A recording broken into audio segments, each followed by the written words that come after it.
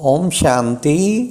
सुनते हैं 29 मार्च 82 के अव्यक्त बाप दादा के मधुर महावाक्य। आज की अव्यक्त वाणी का टाइटल है सच्चे वैष्णव अर्थात सदा गुण ग्राहक। आज की मुरली में बाबा ने बहुत ही सुंदर बातें सुनाई जो किसी को भी अगर अवगुण देखने की दृष्टि हो ना, वो सदा के लिए ख़त्म हो जाएगी। इतनी सुंदर आज मुरली है। बाबा ने आज की मुरली में कहा, हर ब्राह्मण आत्मा को देखते श्रेष्ठ भाव कब पैदा होगा। दूसरा, कौन बच्चे अशुद्ध भोजन खाते हैं। तीसरा, ब्राह्मण परिवार में किन आत्माओं को हंसी में बुद्धू कहते हैं, किन आत्माओं को शुद्ध बाप की याद टिक ना सकेगी।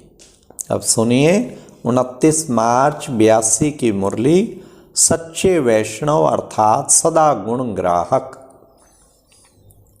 गुणों के सागर शिव बाबा गुणमूर्त बच्चों प्रति बोले, आज बाप दादा माला बना रहे थे। कौन सी माला? हर एक श्रेष्ठ आत्मा के श्रेष्ठ गुण की माला बना रहे थे। वाह!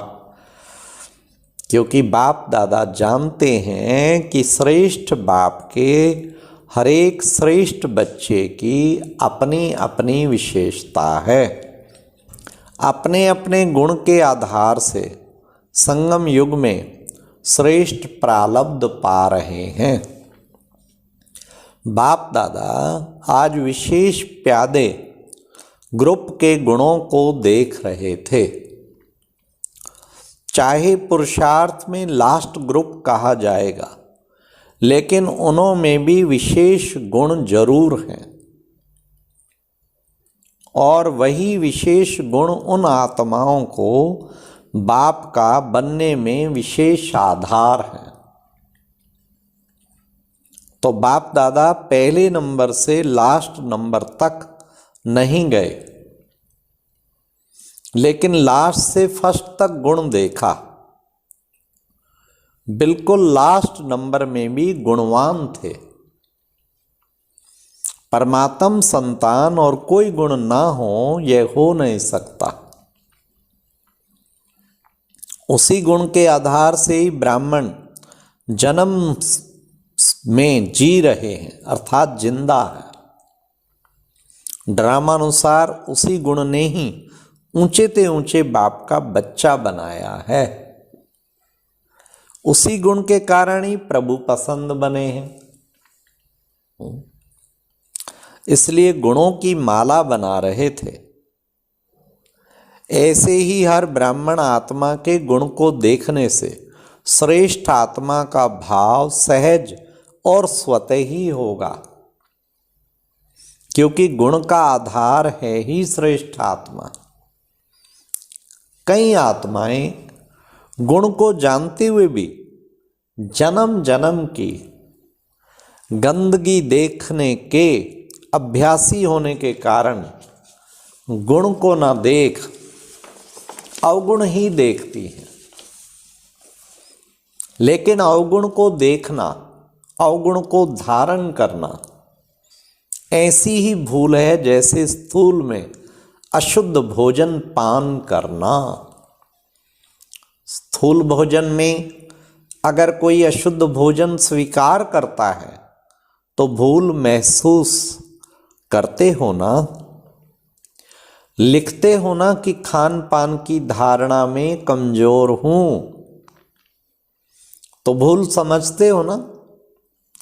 ऐसे अगर किसी का अवगुण अथवा कमजोरी स्वयं में धारण करते हो तो समझो अशुद्ध भोजन खाने वाले हो।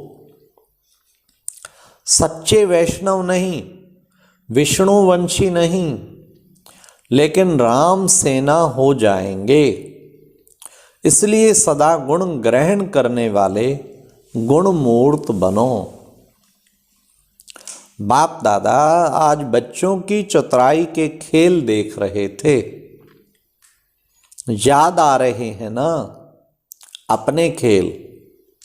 सबसे बड़ी बात दूसरों के अवगुण को देखना, जानना, इसको बहुत होशियारी समझते हैं,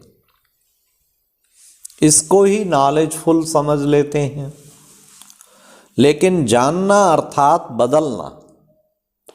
अगर जाना भी, 2 घड़ी के लिए नॉलेजफुल भी बन गए, लेकिन नॉलेजफुल बनकर क्या किया? नॉलेज को लाइट और माइट कहा जाता है ना। जान तो लिया कि यह अवगुण है, लेकिन नॉलेज की शक्ति से अपने व दूसरों के अवगुण को भस्म किया, परिवर्तन किया, बदल के व बदला के दिखाया व बदला लिया। अगर नॉलेज की लाइट माइट को कार्य में नहीं लाया तो क्या उसको जानना कहेंगे, नॉलेजफुल कहेंगे? सिवाय नॉलेज के लाइट माइट को यूज करने के लिए यह जानना ऐसा ही है जैसे द्वापर युगी शास्त्रवादियों को शास्त्र की नॉलेज है। ऐसे जानने वाले से अवगुण को ना जानने वाले बहुत अच्छे हैं। ब्राह्मण परिवार में आपस में ऐसी आत्माओं को हंसी में बुद्धू समझ लेते हैं। आपस में कहते हो ना कि तुम तो बुद्धू हो, कुछ जानते ही नहीं हो। लेकिन इस बात में बुद्धू बनना भी अच्छा है। हाँ, ना अवगुण देखेंगे, ना धारण करेंगे, ना वाणी द्वारा वर्णन कर परचिंतन करने की लिस्ट में आएंगे। अवगुण तो किचड़ा है ना। अगर देखते भी हो तो मास्टर ज्ञान सूर्य बन किचड़े को जलाने की शक्ति है, तो शुभ चिंतक बनो। बुद्धि में, बड़े ध्यान से सुनना, डबल अंडरलाइन करके, बुद्धि में जरा भी किचड़ा होगा तो शुद्ध बाप की याद टिक नहीं सकेगी, प्राप्ति कर नहीं सकेंगे। गंदगी को धारण करने की एक बार अगर आदत डाल ली तो बार बार बुद्धि गंदगी की तरफ ना चाहते भी जाती रहेगी। और रिजल्ट क्या होगी? वे नेचुरल संस्कार बन जाए। फिर उन संस्कारों को परिवर्तन करने में मेहनत और समय लग जाता है। दूसरे का अवगुण वर्णन करना अर्थात स्वयं भी परचिंतन के अवगुण के वशीभूत होना है। लेकिन ये समझते नहीं हो। दूसरे की कमजोरी वर्णन करना अपने समाने की शक्ति की कमजोरी जाहिर करना है। किसी भी आत्मा को सदा गुण मूर्त से देखो। अगर किसकी कोई कमजोरी है भी, मर्यादा के विपरीत कार्य है भी, तो बाप दादा की निमित्त बनाई हुई सुप्रीम कोर्ट में ले आओ। खुद ही वकील और जज नहीं बन जाओ। भाई भाई का नाता भूल वकील और जज नहीं बन जाओ।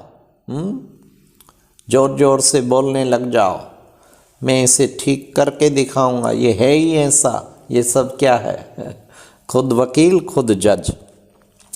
बाबा कहते बड़ों को बताओ निमित्त, बस आपका काम फारिग। भाई भाई का नाता भूल वकील और जज नहीं बन जाओ।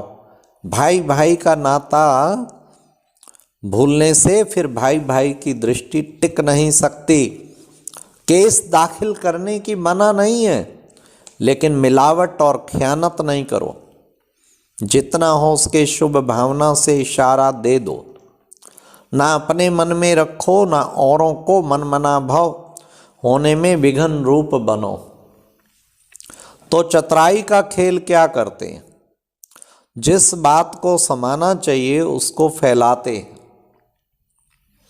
और जिस बात को फैलाना चाहिए उसको समा देते हैं कि यह तो सब में है।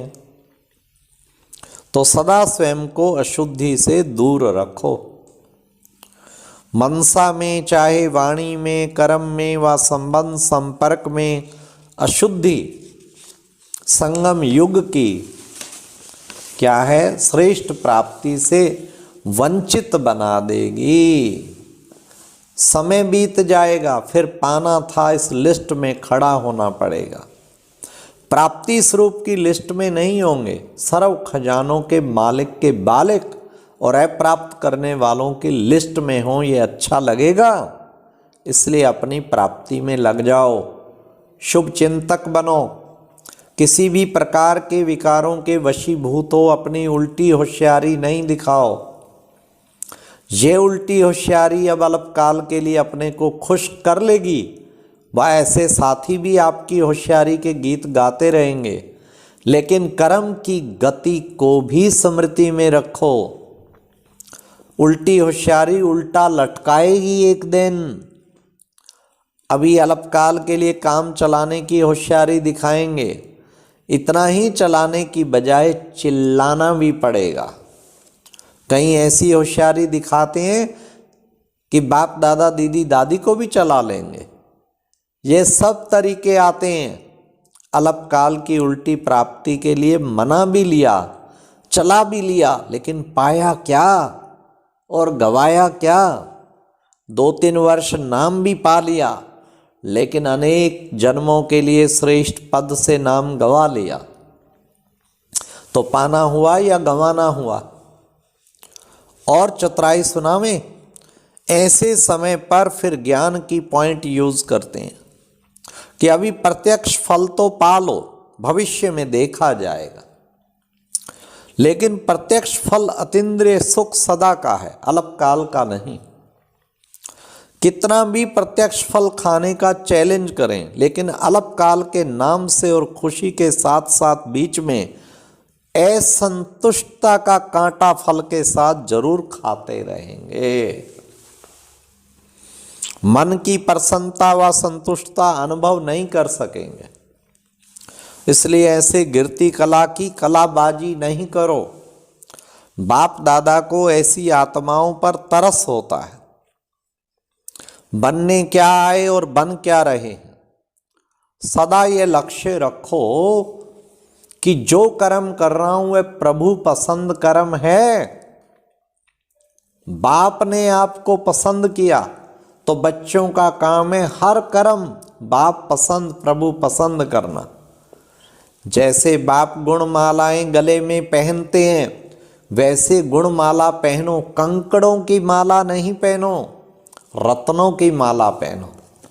अच्छा, ऐसे सदा गुणमूर्त, सदा प्रभु पसंद, सदा सच्चे वैष्णव, विष्णु के राज्य अधिकारी, सदा शुभ भावना द्वारा भाई भाई की दृष्टि में सहज स्थित होने वाले, सदा गुणग्राहक दृष्टि वाले, ऐसे सदा बाप के समान बनने वाले समीप रत्नों को बाप दादा का याद प्यार और नमस्ते।